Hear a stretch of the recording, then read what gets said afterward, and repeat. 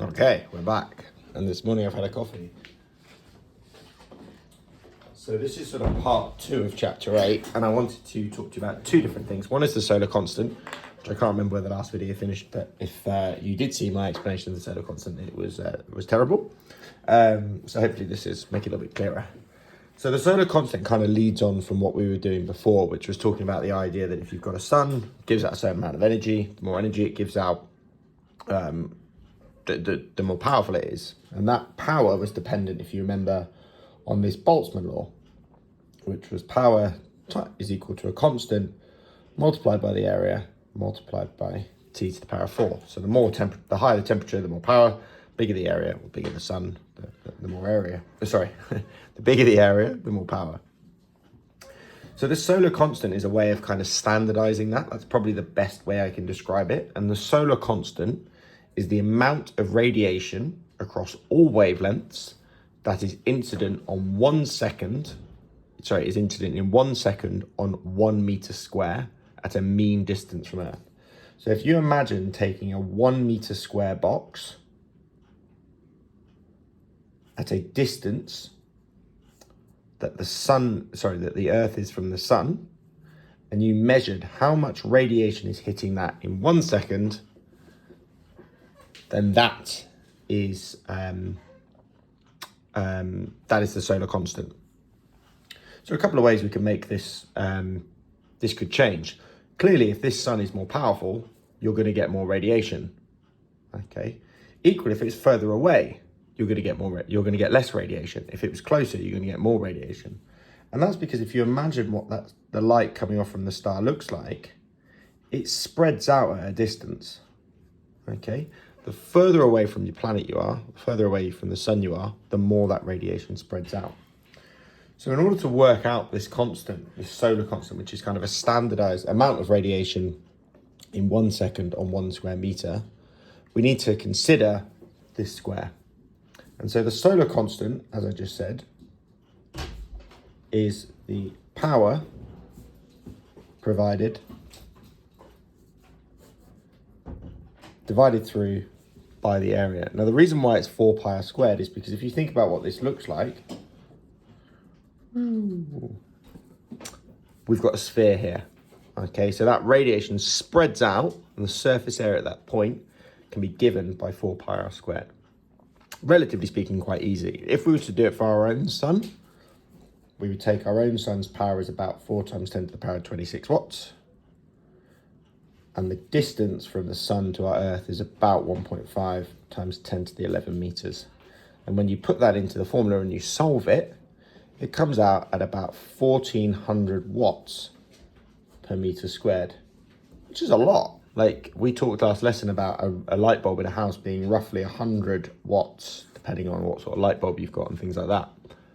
So it's 14 light bulbs worth of energy hitting a meter square of the Earth every single second, which is more than you perhaps think. So then the follow-up to that is this idea of albedo, which again, I have no idea if I've said this correctly, and we will have gone through this in the lesson by the time that you have a look at it. And it's the proportion of light that is reflected by a given surface. So if I give an example of a mirror, okay, and I've got somebody smiling, looking at himself nicely in the mirror,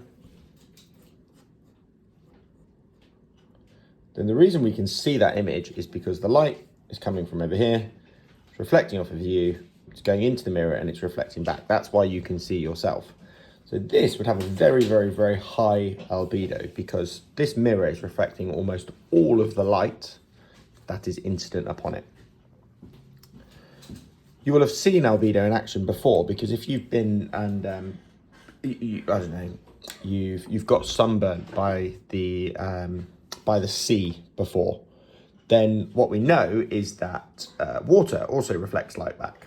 Okay, so it's got a different albedo. Grass will reflect light in a different way to the way snow reflects light. That's why lots of people come back with red faces when they go skiing, because they get the light coming back in, but they also get that reflected sunlight as well. Sand will reflect light in a different way. And so if we were to think about what this definition of albedo is, it is literally the proportion of light reflected. And to give you some examples of that, fresh snow is about 0.85. That means it's reflecting 85% of the light that is incident on it. If 100 watts of energy is hitting the snow, 85 watts is bouncing back. That's a huge amount. Whereas something like asphalt, okay, or the sort of black tar that you see making up roads, is only 0.04. So that absorbs almost all of that energy. And we know that because on a hot day, asphalt feels incredibly hot. So to work out this albedo, well, first of all, it has the symbol A.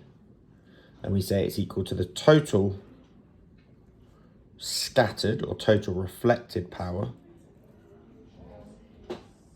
divided through by the incident power.